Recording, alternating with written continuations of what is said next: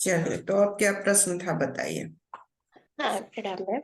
मेरा प्रश्न ये था कि बजरंग बाण क्या किसी विशेष परिस्थिति में ही उसका पाठ करना चाहिए? जैसे किसी अनुष्ठान किसी चीज के लिए करते हैं, तभी करना चाहिए, बीच में मतलब अगर रोज नहीं कर सकते, क्या कर सकते हैं या नहीं?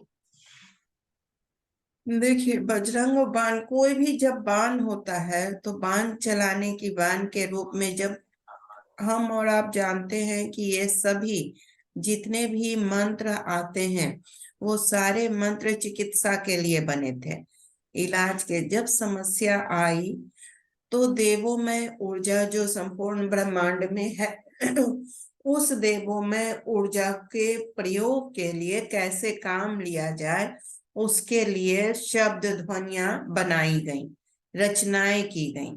तो कई प्रकार के रचनाएं की गई उनके नाम से, हर एक देव देवता जो हैं उनके नाम से, क्योंकि वो ऊर्जा है, एनर्जी है। और उस एनर्जी से हम मंत्र, यंत्र, मंत्र, तंत्र के माध्यम से काम लेते हैं। तो इसके लिए बहुत रचनाएं की गई। अब जैसे दुर्गा सप्तशती देखेंगे तो वहां अर्गला है, कील है, कवच है ना, सप्त श्लोकी दुर्गा है, इस तरह बाण है।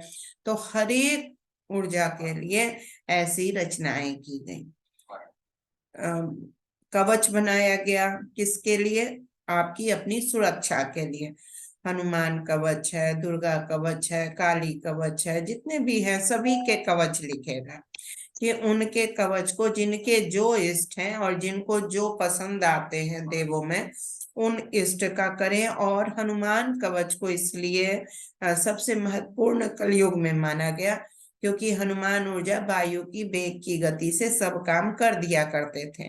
और वह ऊर्जा राजा के साथ, यानी वैसे व्यक्तित्व के साथ रहते हैं, राजा राम के साथ, जो सात्विक हैं, जो धनवान है, जो पूरी तरह से सक्षम है ना, तो वो सक्षम बनाता है लोगों को वह ऊर्जा। तो वह कवच की तरह राम के साथ रहे, तो हनुमान कवच बना। इसी तरीके से काली कवच, दुर्गा कवच, सारा तो उसको पढ़ते हैं जब, तो वह उसका कार्य है कि आपको सुरक्षा प्रदान करना, आपकी एनर्जी, आपकी चारों ओर एनर्जी का एक कवच बना देता है। जैसे सेना में लोग पहनते हैं लोहे का कवच, उसी तरीके से यह मंत्र का कवच जो आप डेली पढ़ते हैं, तो आपके चारों ओर एक आभा मंडल का एक घेरा बन जाता है, और उस घेरा से आपको ठीक होता है। कोई आपके अंदर प्रवेश नहीं कर सकता, कोई निगेटिविटी आपको डिस्टर्ब नहीं कर सकता। इसी प्रकार से वान है। तो वान का क्या मतलब है? वान का काम क्या होता है? वान का काम, हमेशा आप जानते हैं कि किसी भी चीज को खत्म करना, बाण के द्वारा। पहले युद्ध होता था ना तीर धनुष से, और तीर तभी छोड़ा जाता था, और एक से एक तीर हुआ करते थे, ब्रह्मास्त्र होते थे, सारे अस्त्र के रूप में आते थे। और वो कब छोड़ा जाता था? जब अंतिम में किसी को निगेटिविटी को नष्ट करना हो, खत्म करना हो निगेटिविटी को, तो इसके लिए छोड़ा जाता था बाण। अब ये बाण जो है, बजरंग बाण भी है, दुर्गा बाण भी है, काली बाण भी है, हर एक उसी तरह जैसे कवच है वैसे सभी के बाण भी हैं। लेकिन प्रचलित बाण कौन से हैं? हनुमान बाण। क्यों हनुमान बाण प्रचलित है? क्योंकि वो वायु के वेग से कम करते हैं। और हनुमान बाण का जो ये है, बजरंग बाण का, उसके इतनी महिमा है कि अगर बजरंग बाण को सही मायने में विश्वास के साथ, भरोसे के साथ बजाया जाए, तो जैसे हमारे समाज में एक बहुत व्यापक रूप में यह है कि किसी ने करवा दिया है ना, तंत्र करवा दिया है, किसी ने कुछ गलत काम हम पर आध्यात्मिक रूप से करवा दिया है, या कोई निगेटिविटी हमको तंग कर रही है, कोई हमको परेशान कर रहा है किसी भी तरीके से, तो बजरंग बाण एक अचूक चीज है जो कि काम करता है तुरंत। इसी तरह बगलामुखी का प्रयोग दिखाता है, बहुत सारे, आप यूट्यूब पर जाइएगा तो बहुत सारे प्रयोग दिखाएंगे जो कि बाण की तरह काम करते हैं, यानी निगेटिविटी को हटाने के लिए तुरंत काम करते हैं। बजरंग बाण उसमें सबसे ज्यादा पावरफुल है, सबसे ज्यादा वो उसमें काम करता है। तो अब सवाल यह है कि हम इसको कब बजाएं और कैसे बजाएं। तो अगर जब भी आपको लगता है कि आपके घर में निगेटिविटी का बहुत प्रभाव हो चुका है, तो हम बजाएंगे। अभी कलयुग का समय है और पूरे ब्रह्मांड में देखेंगे तो निगेटिविटी बहुत ज्यादा काम कर रही है, तो हम डेली बजा सकते हैं। अगर पूरे ब्रह्मांड में निगेटिविटी काम कर रही है, अगर मान लीजिए आज बारिश हुई है, पटना में बारिश हुई, लखनऊ में बारिश हुई, तो क्या आपका घर छोड़ देगा कि आपके घर पे भी बारिश होगी? सब जगह होगा तो आप पे ही होगी ना। एकदम वो सोच कर तो नहीं बोल रहा है ना कि लक्ष्मी शुक्ला के घर में हो, रीता सिंह के घर में हो, मगर वो करेगा तो सब जगह होगा। इसी तरह जो निगेटिविटी फैली हुई है पूरे वातावरण में, सभी जगह इतने जोर जोर से युद्ध का वातावरण बना हुआ है, संघर्ष बना हुआ है, एक दूसरे पर अविश्वास की स्थिति बनी हुई है, कितने सारे वातावरण में निगेटिविटी फैल रही है। आप अगर कुछ कुछ शहरों का अगर अध्ययन करेंगे, जहां पर ज्यादा से ज्यादा ये जो इलेक्ट्रॉनिक सामान के किरणें निकल रही हैं, वहां बच्चे होने की समस्या हो रही है, वहां साइकोलॉजिकल प्रॉब्लम हो रहा है, वहां के घर में निगेटिविटी फैल रही है, रात रात भर बच्चे सो नहीं पा रहे हैं। बेंगलोर को आप ले लीजिए, बेंगलोर का अध्ययन कीजिए। अभी मेरे पास कम से कम 50 केस बेंगलोर के ऐसे हैं जहां पर कि घर के अंदर निगेटिविटी है, बच्चे दिन में सो नहीं पाते हैं, रात में बच्चे हो नहीं रहे हैं। एक एक बिल्डिंग ऐसा है जहाँ की एक भी बच्चा हुआ ही नहीं, होता ही नहीं है। तो ऐसे ऐसे निगेटिविटी, अब वो निगेटिविटी क्या है? बेंगलोर जैसे आईटी वाले जगह में तो भूत प्रेत और ये चीजें तो नहीं कही जाएंगी कि इन सब चीजों का प्रकोप होगा। तो क्या है? ये आपके ये जो इलेक्ट्रॉनिक डिवाइस है, जो रे छोड़ रहा है, आखिर ये रेडिएशन छोड़ रहा है ना। अगर मोबाइल है, मोबाइल चालू है, वहां पे सबसे ज्यादा आपको देखिएगा कि इलेक्ट्रॉनिक सामान है, पूरे घर भरे हुए इलेक्ट्रॉनिक सामान से। वो कितना इंच का, इतना बड़ा इंच का आपका टीवी रहेगा, फिर क्या एलेक्सा दिन भर बजेगा, क्या है, फिर आपको वो टीवी, फ्रिज, जितने भी हैं टोटल घर के सामान, और वो सब फंक्शन में है। जैसे हम लोग के घर में भी सब चीज रहेगा, तो फंक्शन में कम रहेगा। ठीक है, बहुत ज्यादा फंक्शन में चीजें नहीं होती हैं, कम करते हैं हम लोग यूज। हम लोगों को आदत यूज करने की नहीं है, चीज रख लेने की है, यूज करने की नहीं है, लेकिन वहां यूज करते हैं क्योंकि पति पत्नी सब जॉब में रहते हैं, तो घर में बच्चे यूज कर रहे हैं या वो यूज होता है, तो पूरे घर में वो रेडिएशन छूटता है। वह रेडिएशन से निगेटिविटी फैलती है, वो आपके मस्तिष्क पे काम करता है, आपके बॉडी पे काम करता है, और वह आपको, तो उसको आप रिप्लेस करेंगे कैसे, उस निगेटिविटी को कैसे हटाएंगे? तो जब शब्द ध्वनि से ही आपके यहाँ रेडिएशन से निगेटिविटी आई है, तो उस रेडिएशन के असर को कम करने के लिए आपको तो शब्द ध्वनि वाली चीजें ही ना बजानी पड़ेंगी। तो आपको ये ग्रंथ से, मान लीजिए जैसे मैं बोलती हूँ हनुमान ग्रंथ से बजाइए, तो ठीक है, वो भी इलेक्ट्रॉनिक्स डिवाइस है, लेकिन वो इलेक्ट्रॉनिक्स डिवाइस बहुत देर इलेक्ट्रॉनिक से नहीं जुड़ा रहता है। दूसरे, वो उतना रेडिएशन नहीं छोड़ता है, वो अलग से एक डिवाइस के रूप में, उसके लिए एक एक्स्ट्रा टीवी में लगाना, एक्स्ट्रा साउंड बॉक्स लगाना, एक्स्ट्रा एक्स्ट्रा उसके लिए कुछ भी नहीं करना पड़ता। और जब सारे इलेक्ट्रॉनिक्स डिवाइस को कम करके इसको बजा दिया जाए, तो उसके प्रभाव कम होंगे।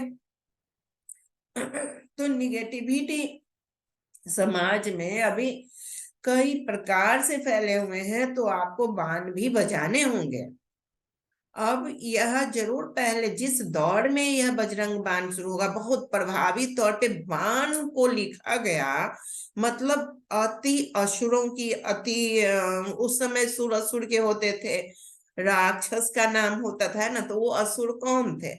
वो असुर लोग निगेटिविटी थे, उनको खत्म करने के लिए ऐसे ऐसी रचनाएं होती थी।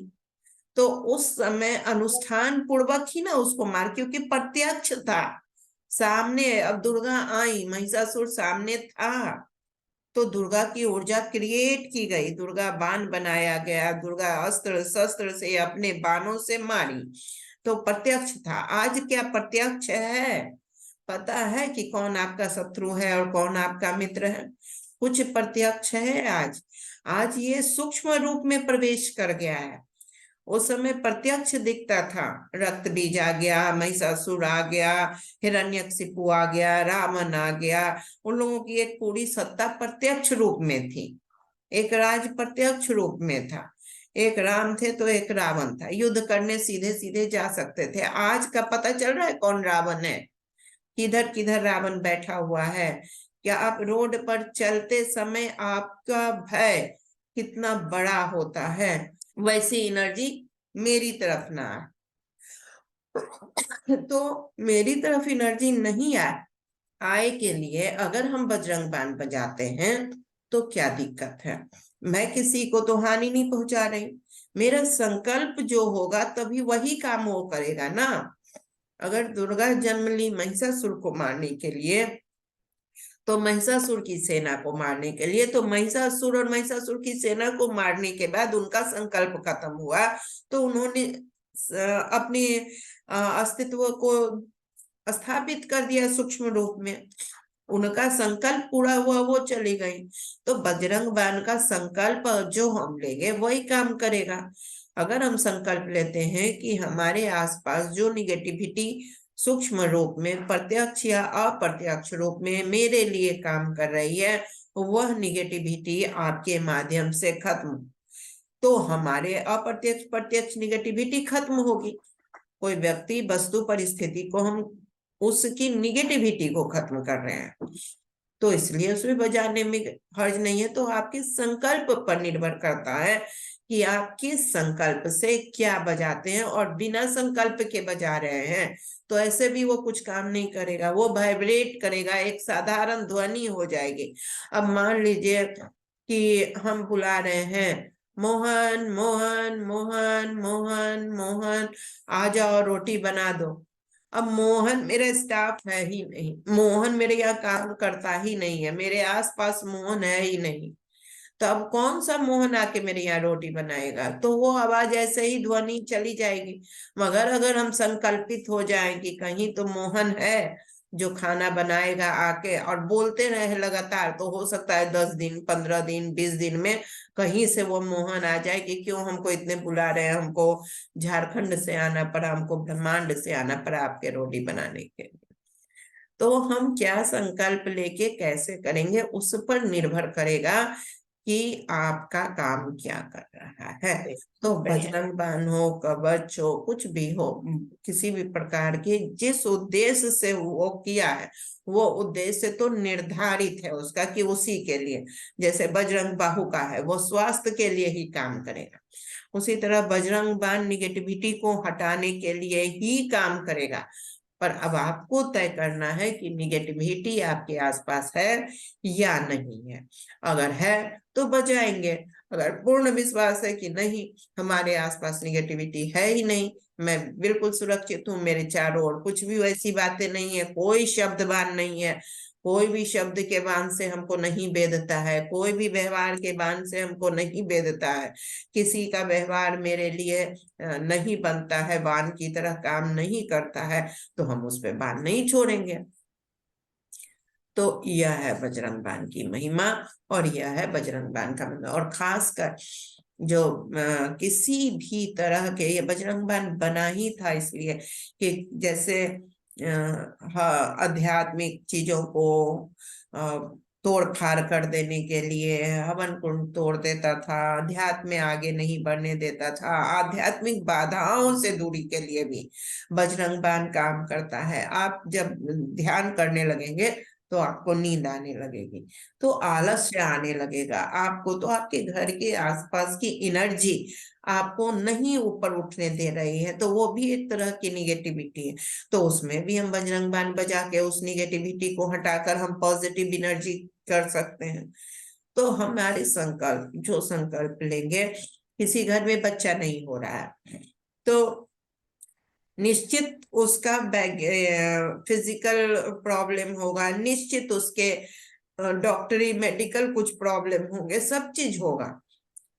लेकिन कहीं ना कहीं मन में ये भी अगर आ रहा है कि नहीं, कोई दूसरी निगेटिविटी के कारण भी हमको नहीं हो पा रहा है, तो वो बजरंग बाण बजाएंगे। क्योंकि वही एक बजरंग बाण अभी वर्तमान में एक ऐसा अस्त्र है जो सीधे डायरेक्ट निगेटिविटी पर काम करता है। क्योंकि बहुत सारे लोग इस पे, किसी न किसी ने आपको बताया होगा कि इसको ऐसे नहीं बजाते हैं, अनुष्ठान पूर्वक बजाते हैं, इसको जरूरत पड़ने पर बजाते हैं। इसका मतलब है कि इसका प्रयोग बहुत व्यापक स्तर पर चल रहा है, और कुछ लोग इसके प्रयोग से भयभीत हैं, कुछ लोग इसके प्रयोग के नियमों को लेकर ये है। इसका मतलब है हर लोग के दिमाग में बजरंग बाण है, बजाए या न बजाए, पर किसी न किसी रूप में वो संप्रेषित हो रहा है कि यह एक ऐसी विधा है, एक ऐसा शब्दबान है जिससे निगेटिविटी खत्म होती है, ये सबके दिमाग में। और वो जो संप्रेषण हो रहा है, यानी वातावरण में फैला हुआ है कि बजरंग बाण पावरफुल है और ये बजेगा तो निगेटिविटी खत्म होगी, शत्रुता खत्म होगी, शत्रु खत्म होंगे। इसीलिए अनुष्ठान पूर्वक करिए, इसीलिए व्यवस्थित, बिल्कुल, तो व्यवस्थित होके करिए, अनुष्ठान पूर्वक कीजिए, यानी संकल्प पूर्वक कीजिए। और अगर डेली का संकल्प अगर हमारा है तो प्रॉब्लम क्या है? ठीक है, तो हम यूज कैसे करेंगे उस पर यह बहुत निर्भर बहुत करेगा बढ़िया। कि हम कैसे। क्लियर है? Thank you. बहुत। बहुत अच्छे से।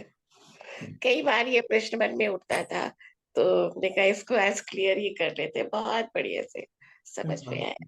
Thank you. बहुत। चलिए, तो और भी किन्हीं को कोई प्रश्न है तो प्रश्न कर नमस्ते सकते हैं। विजय। हाँ, एक